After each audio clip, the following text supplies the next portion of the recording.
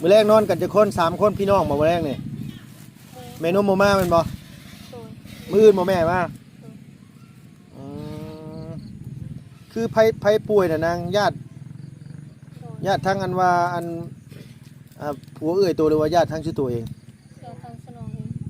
เออแล้วบ่สบายแหละแม่เจ้าไปเผาเนาะไปเยี่ยม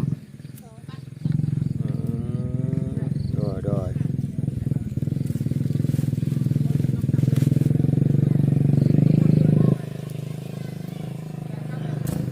ปลูกหมักแตงปลูกหมักทั่วคือนี่ก็ซ้ำสิกินนี่นะบ่แม่นหยังไดกินน่ะ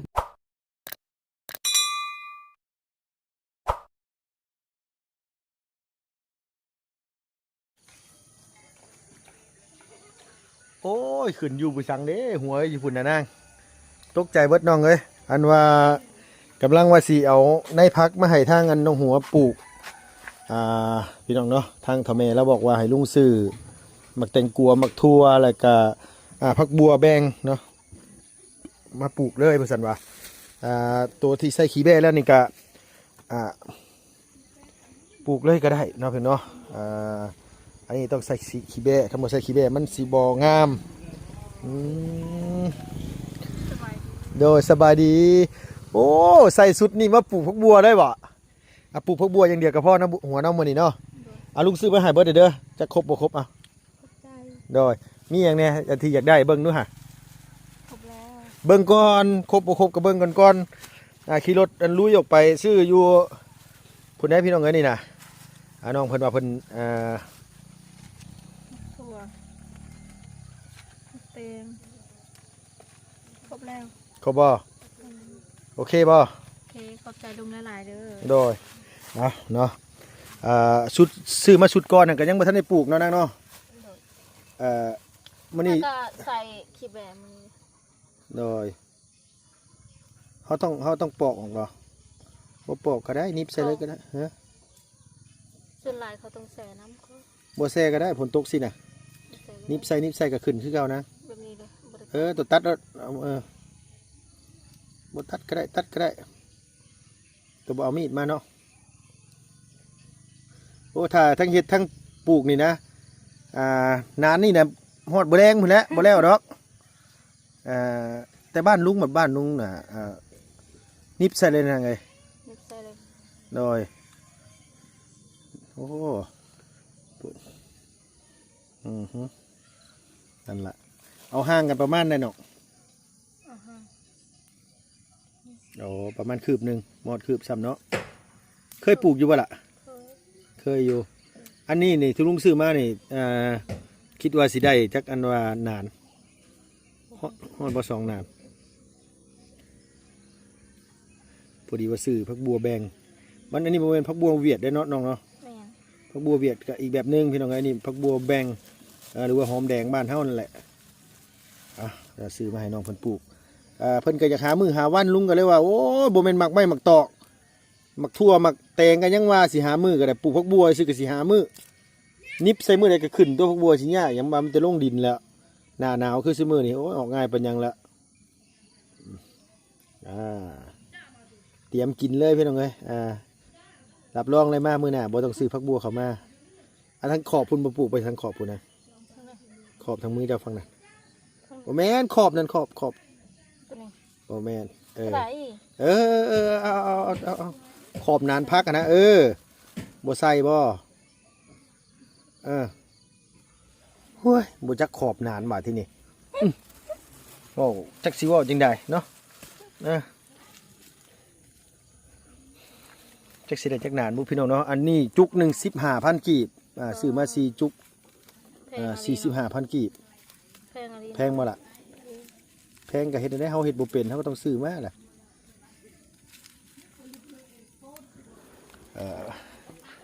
อันนี้นี่สิปลูกหมักแตงมะนางตัวนี้นะฟังนี่นะใส่ขี้แบ่เรียบร้อยแล้วเนาะใส่ขี้แบ่มือปลูกหมักแตงมือวันอังคารมือวันอังคารครับปลูกพักนี่ก็ต้องหามือข้างในบ่เนาะเขาปลูกหมักแตงให้มันเป็นเขาต้องหาแน่โดยมันบ่เป็นบ่เกี่ยวน้ำพันน้ำหยังมันเกี่ยวน้ำมือ โอ้โดยอ่าคือบ่ปลูกคือบ่ปลูกมื้อวันพระล่ะ บ่ยัง วันพระวันศีลเนี่ย เอาพี่น้องเอ้ยปลูกข้าวบัวก่อนมื้อนี้นึ่งข้าวแรงแล้วบ่ โดย ได้ยังกินข้าวแรงซั่นน่ะ กินอาหารลุงเพิ่มเฮ็ดกิน อ๋ออันแกงหมูใส่หวายน่ะบ่พอดีว่าไปสอนกุ้งมาพี่น้องเอ้ยมื้อนี้กี้นี่ บ่ได้ น้ำมันหลายโพด มันยาน มันบ่ได้คิดจังได๋อยากไปสอนกุ้งยามน้ำขึ้น เอาเห็นเขาก็จะเอาไปซ่อนกับไปซ่อนกับ เห็นเขาเจ้าไปสอน แม่น เด็กก็เลยไปสอนน้ำกันเขาเจ้าไปเขาเจ้าบัดได้เว้ยตัวเองไปบ่ได้เงือดขึ้นกันแล้วเฮาก็เลยจะควมซิวเอาแล้วมีดกระบอกมาเนาะนางเนาะ บ่ได้มันสิเป็นอยู่บ่ลุงเอ้ย เป็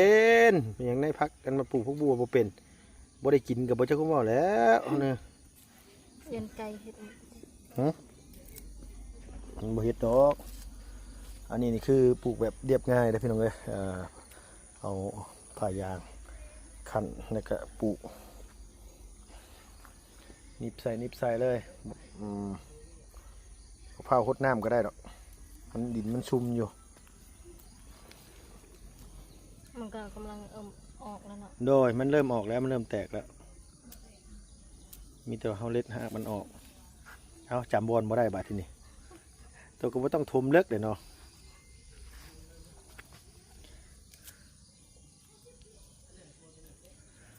หัวแต่เก่าก็เคยปลูกอยู่บ่อหน้าอย่างนี้อยู่นี่ บ่ บ่เคยปลูกอยู่นี่บ่เคยปลูกยี่เทื่อเนาะหมายความว่าปีแรกที่นี่สิเฮ็ดนี่ สิยาง เอาตะไคร้มาปลูกน้ำในหัวเด้อ สิไข่ หัวจิงไข่มาปลูกน้ำแน่เด็กก็เอานอคามาปลูกน้ำเนื้อนางเด้อนอคาเอาหัวคามาปลูกน้ำแน่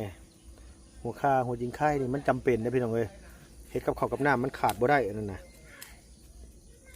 แต่บ้านน้องหัวในส่วนหลายสิปลูกขิงเนาะนางเนาะคนทางน้องอยู่พี่นี่ส่วนหลายเพิ่นสิกินขิงพี่น้องเอ้ยแต่ว่าบ้านลุงมันบ่ค่อยกินขิงบ่มักก็ง่ายซะบ่ค่อยมักกินแต่หัวคาหัวจิงไข่หรือว่าตะไคร้นั่นแหละแล้วก็ หรือว่ามันห่างโพดบ่ลุง พอดีแล้วสำนั้นน่ะ ดีนะ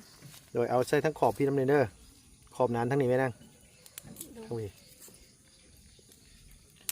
ปลูกขิงส่วนใหญ่เขาจะปลูกขิงลาบปลาก็ใส่ขิงลาบไก่ก็ใส่ขิงบ่นั่ง บ่ บ่ฮู้ ใส่ข้าวทุกคน ใส่คล้ายคือกันบ่ไปสอนกุ้งกันว่าใส่กางเกงขาสั้น มาปลูกกันพักน้องแห้งย่านอยู่โมเมนมันสิพิษกฎว่าใส่กางเกงขาสั้นไปซั่นโอ้ยเนาะมันสิพิษอีหยังเฮ้ย บ่ยันแบบว่าแบบบ่ให้เกียรติปลาลุง อ๋อบ่ให้เกียรติปลาลุงปอเฮาก็บ่ได้ว่าสิใส่สั่นจนว่าอันนี้เนาะ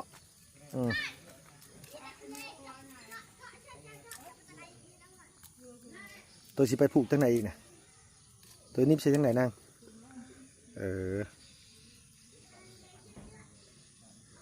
งามอยู่ดอกทางอันนี้เนี่ยเพราะว่ามันมีพุ่นขี้ดินขี้เหงื่อลายแล้วก็ขี้แบ่น้ำแน่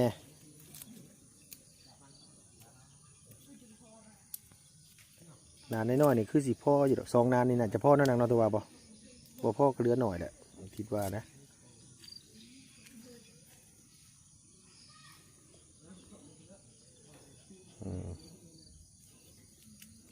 คันว่าบ่เผาเฮาก็แช่น้ำไว้คืนนึงอย่างสินะพี่น้องแต่ว่าเฮา มันออกไว้ โดยมันแตกไว้แต่นี่กับบ่เผาดอกอันนี้นะแต่ข้าวเดียวมันก็แตกนะคือกันอยู่พี่นี่เพิ่นแช่น้ำจนมันแตกพุ่นบ่นางแช่น้ำจนมันแตกแล้วเพิ่นจังมาปลูกบ่มันเตะไว้เดียว แต่มันแตกน้อยหนึงก็มันนิบใส่เลยอันนี้ก็ปลูกข้าวเดียวมันก็ขึ้นแหละ2-3 มื้อไปแบบเดียวมันก็ขึ้นละ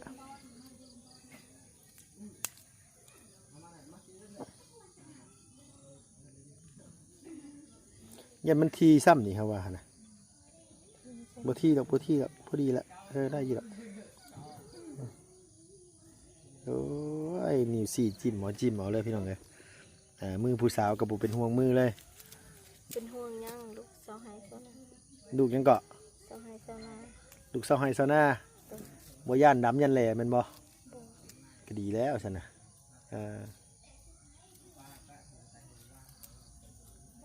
ไปใส่กระยานแต่ดำก็บ่มีกิ๊บเลยเนาะ โดย ไปใส่กระยานแต่ตัวด ไปใช้กระยันขี้ไล่ยันแต่บ่งามเนาะบ่มีกินเด้เนาะน้องเนาะ ำบ่มีกิ๊บเลย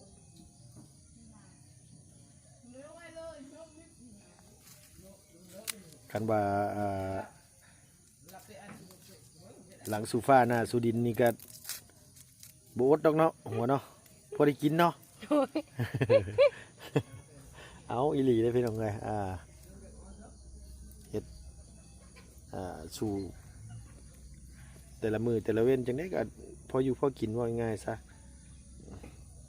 ไผเอาขี้พุ่นมาใส่นี่ น้อง เจ้า ไปขอเพื่อนกับเจ้าบ่ล่ะ ดองคอเพิ่นดุง เออ เพิ่นใดที่มีเด้ครับ นี่แบะเพื่อนตัวกระโบอยากเลี้ยงบ่แบะ บ่แม่นบ่อยากเลี้ยงบ่มี มันบ่มีแบะ หรือบ่ได้เงินซื้อเอา มันบ่มีเงินซื้อเลยก็เลยบ่ได้อันนี้ ดู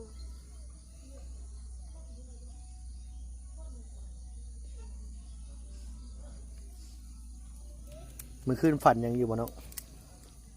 มื้อคืนฝันหยังอยู่บ่ บ่ได้ฟัน ฮะ บ่ได้ฟัน บ่ได้ฝัน ดู เอาว่าสิถามซื้อเลขนำได้นี่ บ่ได้ฟันหยัง ฮะ บ่ได้ฟันเห็นหยัง ทำแล้วคือสิอันนี้แหละพี่น้องเอ้ยเนาะเสี่ยงดวงก็เสี่ยงไปเรื่อยๆพี่น้องเอ้ยก็บ่ได้ถือว่าดวงดีนำกับเจ้าดอกบ่ถือเที่ยถือตั้งแต่มื้อนั้นพุ่นซื้อไปก็มีแต่ถือกินตลอดสิเศร้าซื้อเลยล่ะเลขหวยก็ได้มือจับขีดแล้วก็ไปเกาหน้าเกาหัวบาดตรงนี้ ใครดอกเพิ่นบอกว่าหลังซูฟ้าหน้าสุดินไม่ใช่ว่า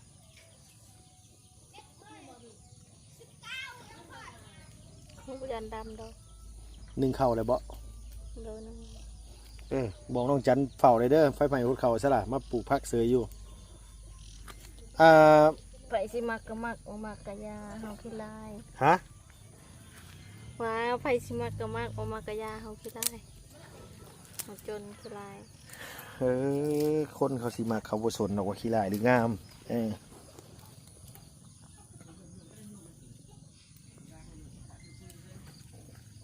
เราเพิ่งบ่เห็นเขามาพี่น้องเอ้ยมื้อนี้พี่น้องลุงก็สิออกไปแล้วได้ยินบ่บุญโทรมาเมื่อกี้นี่ว่าสิเข้าไปเฮือนอันว่าแม่น้องวิว่าซั่นว่าคือว่าได้ยินว่าญาติแม่น้องวิเสียหรือว่าโตแม่น้องวิเสียเองหรือว่าจังไดบ่นี่พี่น้องเอ้ยลุงก็บ่ฮู้คือกันตัวนี้ก็ได้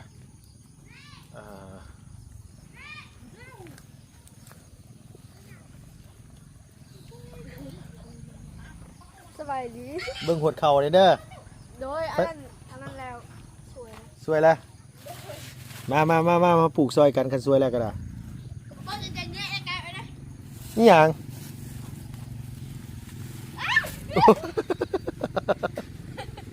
โอ้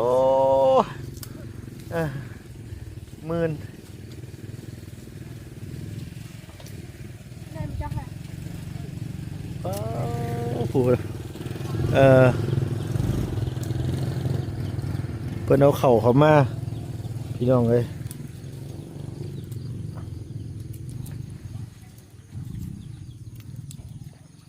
ปกตินี่สิแช่น้ำกันบ่จัน แม่น บ่แช่ก็ได้ดอกนางฝนตกอยู่ ดู อันแช่ก็ขึ้นไว้พี่น้องเลยคันบ่แช่ก็นั่นขึ้นแน่แต่ว่าเพื่อปลูกหมักแตงอันนี้ก็ขึ้นพอดีละ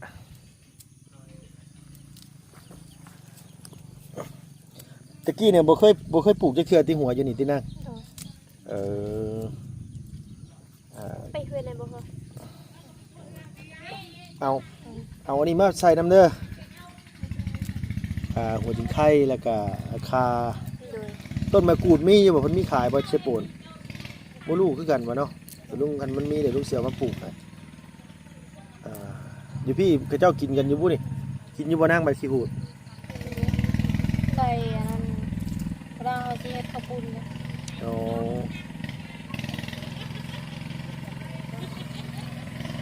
เอ็ด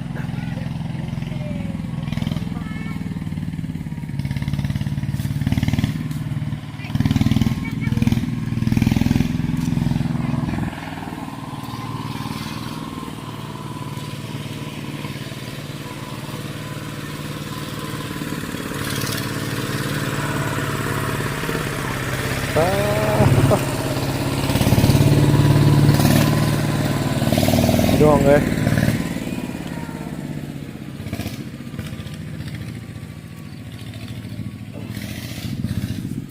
มื้อแรกนอนกันจะคน3คนพี่น้องมามื้อแรกนี่แม่นุ่มบ่มาแม่นบ่ โดย มื้ออื่นบ่แม่มาอืมคือไผป่วยน่ะนางญาติ โดย ญาติทั้งอันว่าอันผัวเอ่ยตัวหรือว่าญาติทั้งชื่อตัวเอง เราทางสนองเอง เออแล้วบ่สบายแหละแม่เจ้าไปเผาเนาะไปเยี่ยมอืมโดย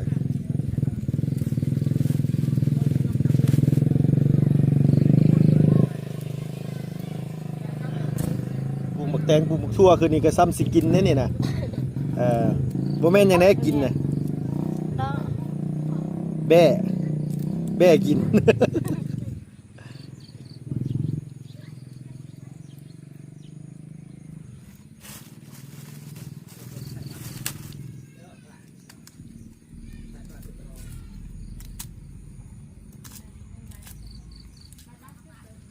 มันหัวแบบนั้นตัวต้องแกะออกฉีกออกจากกันในหัว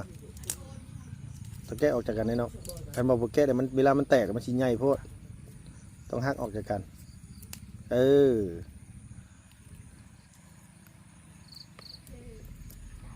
โอ้พี่น้องไอ้ฝนตกเบิดมือเลยจังหน่อยสิออกไปเลยละ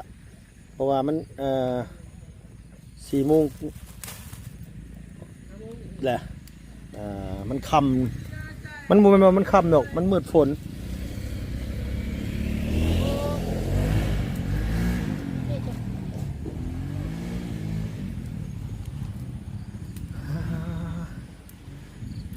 คือสิครบเลยเน้องหัวเนาะบัดนี้เนาะได้พักเนาะ โดย พอแล้วบ้างเนาะบัดนี้เนาะ โดยพอแล้วขอบใจลูกละหลาน ได้ทางผักบัวแล้วก็มักแตงพี่น้องเอ้ยผักกาดแต่ทุกอย่างนั่นแหละผักบัวปลูกนานเดียวนั่นก็พ่อบ่ได้ว่าสินานนี่ไว้หวานผักกาดบ่ได้ว่าได้ใด ไว้นานทำการ ดินมันก็จะมันเป็นดินดินเหนียวเนาะบ่แม่นดินทรายเนาะมันเป็นดินภูดินโพนฮะ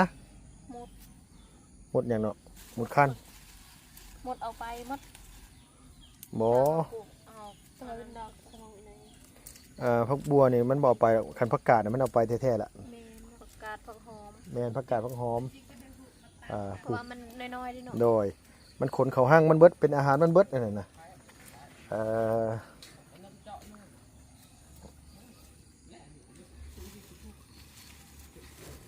ลุงก็ซื้อมาผักกาดผักหอมผักบัวโอ้หลายอย่างอยู่พี่น้องเอ้ยเกือบ10 อย่างคนละบ่พ่อก็เก็บไปปลูกปีหน้ามันเน่าบ่อยคันว่าเฮาบ่ทันได้แกะออกจากถุงบ่เน่าเนาะ เขาใส่อันนั้น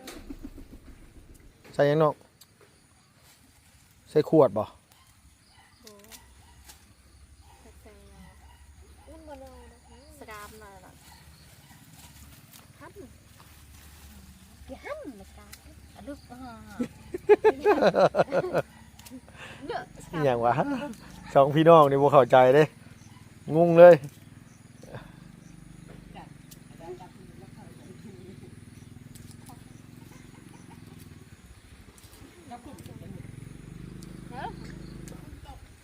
ไปได้ไปพอแล้วไปฝนตกแล้วปะเปียกฟ้าเปียกฝนย้อนนั่นนี่นะปลูกให้มันแล้วนานนั่นน่ะก็เก็บแล้วก็พ่อ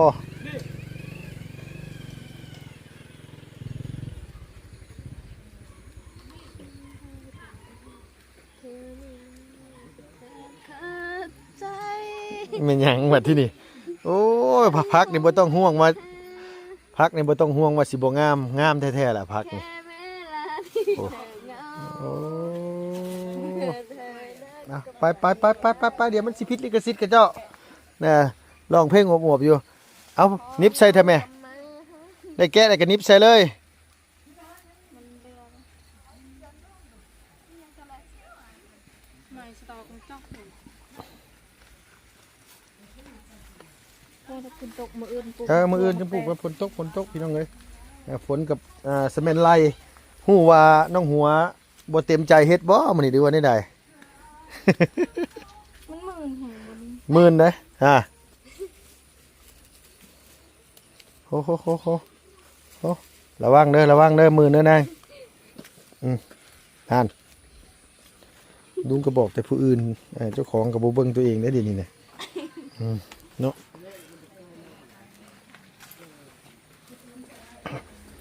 โอ้ยเบิ่ง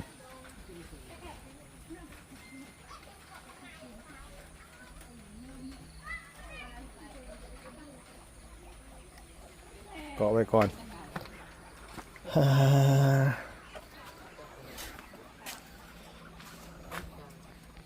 สวยแล้วบ่เข้านะสวยแล้วเนาะบ่แม่นหยังดอกไผใหม่หดเข้าหันก็แม่นุ่มมาบ่อื่นแล้วก็สิจมให้ที่บ่อยู่เฮือนมื้อเดียวไฟใหม่หดเข้า มีแต่ในลง เอาโอเคได้สิออกมื้อได้ มือก่อน ฮะนี่ก็เก็บไว้นี่แหล้วเอาไปต้มโนดเอาไว้กินโนด ลง มาไม่หยัง ไม่นะ นี่หยังซั่นน่ะโอ้โหเลยเนาะโอเคสบายดีป่ะลุงแน่ สวัสดีแล้วขอบใจลุงเด้อที่ซื้อนายมันฝากมาให้ ในหมักฝักอีหยังในหมักแตงผู้ใดซื้อในหมักฝักมาให้โตเดี๋ยวนี้บ่ตอนใดโอเคทางสบายดีเด้อ โดยนายมักพักนายพัก ได้พักซะบ่ แม่ คือซั่นน่ะขอบใจลุงหลายๆเด้อ โดยบ่เป็นหยังดอกตัวกระปุกไว้น่ะเวลาเฮามามื้อหน้าเฮาก็สิได้กินแน่มันจะบ่ได้ซื้อมานะพี่เนาะเอา แตงมาหลายๆให้ทีมงานกิน โดยบ่แม่นกินใบมันได้กินหมากมันได้บ่แม่นว่าเอาใบมันเด้อบ่เอาเด้อใบเด้อ แตงมันบ่ได้กินน้องว่าสิซื้อคุยทานใหม่ๆหั่นให้มันแตงงาม อยู่บ้านจันทร์ทำขาย โดยโอเคพี่น้องเด้อฝนตกฝนลิ้นเนาะหลายมื้อแหละเอามื้อ2มื้อเลยพายุเข้านี่เอาขอบคุณหลายๆพี่น้องอยู่ดีมีแห้งอย่าเจ็บอย่าจนดำๆไปรวยสุขภาพพลานามัยแข็งแรงผู้แหละพี่น้องก็ไปพบพ่อกันเฮือนน้องวิพี่น้องเนาะค่ำๆพุ่นแหละตอนนี้ก็สิเดินทางออกไปก่อนเนาะเพิ่นเนาะขอบคุณหลายๆ FC เพิ่นจะดีประชาทานนะเพิ่นไปแล้วบ๊ายบายเนาะสบายดี